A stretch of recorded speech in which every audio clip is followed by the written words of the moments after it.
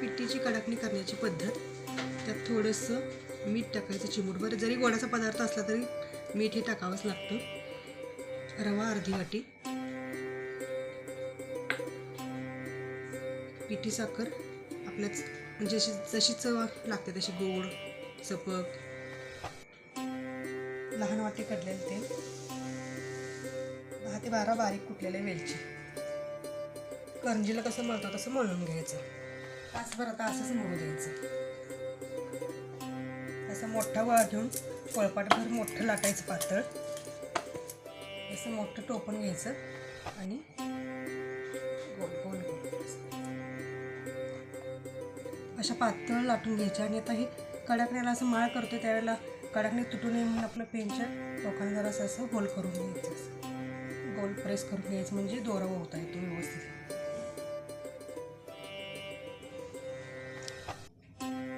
तेल तापले का बघूया.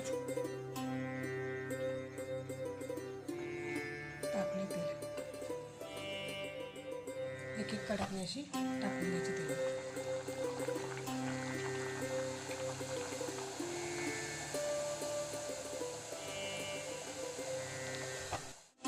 असं कडाकाच्या सोनेरी झाले की कडाकणी भाजलेलं समजायचं.